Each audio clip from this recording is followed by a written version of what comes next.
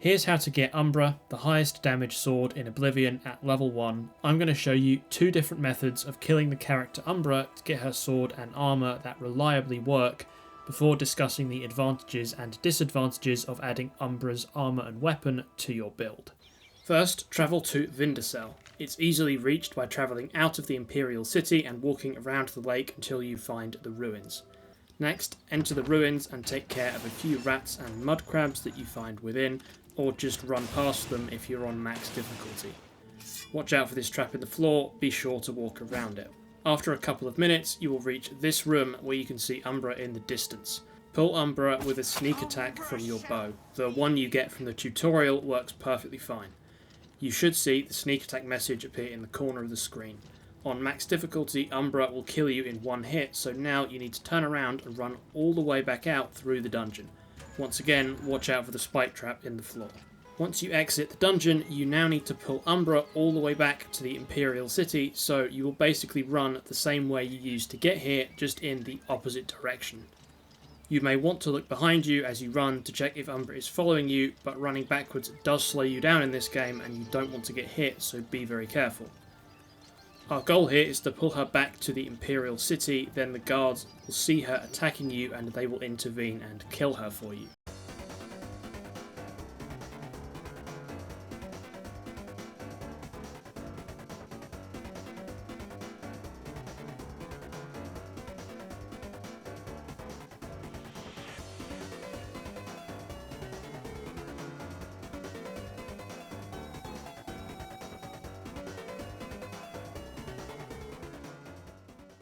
From my testing, running at normal speed is fast enough to keep you out of her reach, but if you're getting hit, you could try taking your armour off and sprinting to get more distance.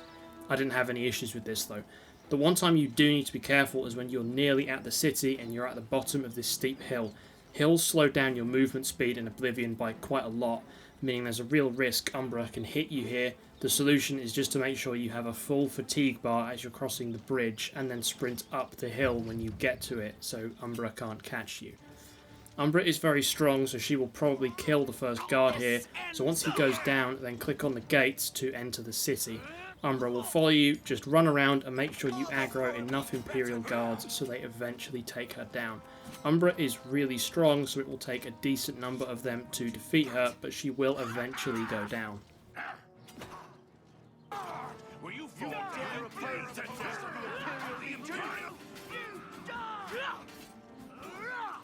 Then you go over and loot her corpse to obtain the sword Umbra and her set of ebony armour.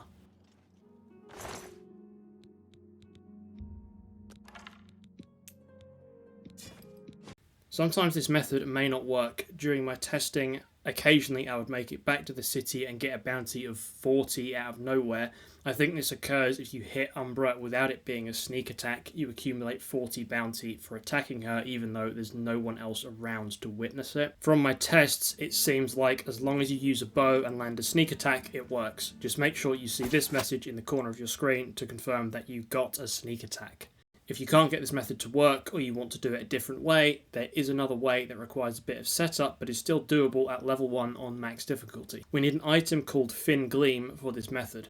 This is a glass helmet that gives us the water breathing effect, and to do this we need to fast travel to Anvil Lighthouse. Then you need to travel to this small island I've marked on the map here. You might aggro some mud crabs on the way, so be careful if you're on max difficulty. You should arrive at approximately this location, open your map to check you're on the right island, then zoom in all the way to the local map and place your marker in this location. This is where the actual helmet is located and you'll dive down here to grab it. I recommend making a quick save before you dive down. Then jump into the water and swim straight down towards the marker. What you're looking for is a skeleton with a green helmet next to it, which is the Fin Gleam helmet. When you pick this up, equip it straight away to get the water breathing effect and make sure you don't drown. Now we're all set to take on Umbra again. Make your way back to Vindicel and pull Umbra as before, and then run all the way out of the dungeon again. This time, instead of pulling her back to the Imperial City, just make a break for the lake nearby. Equip the Fin Gleam and swim into the deepest water possible and keep swimming away as fast as you can. Umbra will follow you into the water, only she does not have a water breathing helmet and will eventually drown. I highly recommend not turning around to make sure she is following you, because that may well result in her hitting and killing you. Just wait until the combat music stops and then turn around and grab your loot.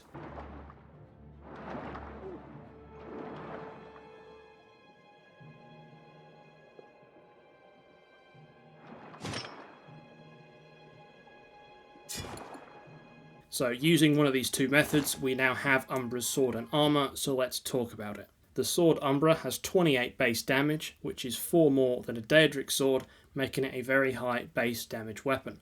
With 100 blade, 100 strength and 125% condition from the Armourer perk, it can reach 33 damage. Umbra is enchanted with Soul Trap for 120 seconds, which is a good but not great enchantment. If you're making Soul Trap as a custom enchantment, you do not need to put nearly that much duration on it. This also means that you can make a higher damage sword than Umbra in the long run by putting custom damaging enchantments on something like a Daedric longsword. Umbra has two main uses. In the early game, its higher damage makes the player more effective in combat before you get any powerful enchanted weapons. In the mid and late game, enchanted weapons will perform better than Umbra, meaning that the main purpose of this weapon later on is to function as a soul trap option. Umbra's ebony armour, unlike the sword, is levelled, meaning that it is stronger if you get it later in the game. If you kill Umbra at level 15 or above, Umbra's ebony armour has the exact same stats as regular ebony armour. If you kill her below level 15, like we did here, the armour is instead weaker and more equivalent to a set of Orcish armour. For reference, a set of ebony has 60 total armour and Orcish has 55, so the difference isn't massive, but it is there. So you may want to wait until you're above level 15 to kill Umbra to get the better armour. However, sets of armour aren't really too difficult to come across in Oblivion, so there's really no wrong answer. It's a single player game, how you play it is completely up to you, and my goal with all my guides on this channel is just to keep players informed so they can make the decisions that are best for them. That's all I've got for today. Subscribe for more Oblivion content, and I'll see you in the next one.